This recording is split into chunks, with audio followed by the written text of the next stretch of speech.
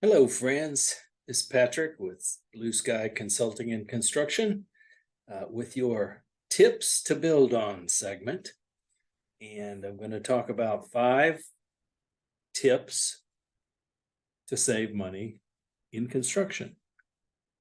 Number 5, choose cost-effective materials. I mean, it sounds very simple, but when you start thinking about building a new home, start digging into those materials that you're going to be using. Let's say when you start with me, I'll give you a specification sheet so you know what's going to go into the house. Most people don't know what's going to go into the house. The first of the page is windows. Start looking at windows. Start looking at the kind of roof you want. Tip number 4, the design of the house. A 2-story is much less expensive to build than a 1-story. That's kind of counterintuitive to people, but it's all about the fact that you're condensing actually more space into a smaller footprint, so to speak. 1-stories are all spread out. 2-stories are stacked, so there's footage on top of footage. So your foundation doesn't get counted twice. A number of things don't get counted twice. The roof doesn't get counted twice. Anyway, so the design of the house has a lot to do with it.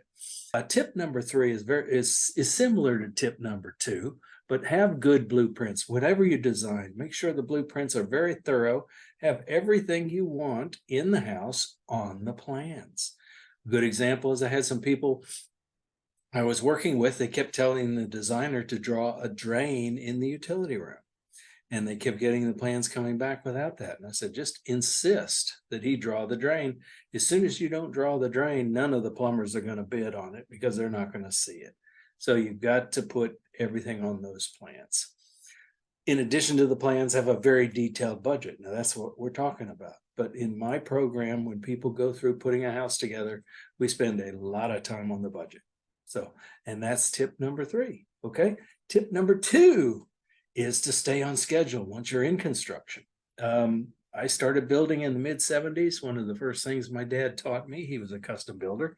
He said, I can't even quantify it, but every project that has dragged on or been delayed costs money.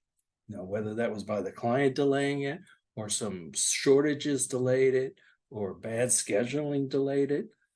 It's very difficult. It's easy to see that you've delayed it, but it's difficult to quantify those losses.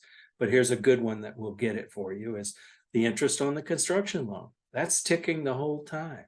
So if you're not moving along with a sense of urgency and progression, you'll stop and you might sit for 2 weeks and think, oh, well, it's nothing. It's just 2 weeks. Well, it's 2 weeks worth of interest is what it is. So that's a good example of staying on schedule. Time is money. And the longer it takes, the money just kind of leaks out to who knows where. Tip number 1 is build it yourself, of course. You will absolutely save money in an owner builder program versus a traditional builder program. I do both. I see both sides of the fence. I know how the game is played, so to speak, especially these days with the amounts being charged by builders. You can definitely save the difference between, let's say, 20% markup and converting my fee to a percentage comes out more like 5 to 7%.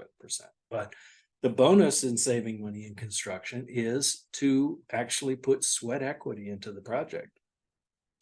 I have clients that have painted the entire house, clients that have laid tile, clients that have actually done some cabinet work. So there's a whole host of things you can do that will save on labor. And certainly finding material things, you know, calling in some favors. Hey guys, you know, give me some tile for that work I did years ago. In an owner builder program, you've got the flexibility to do those kind of things. So thanks for listening today. I hope to get on here at least every 2 weeks and give you tips to build on and help you any way I can. So I'm Patrick with Blue Sky Consulting. Please give me a call and let's talk about your project.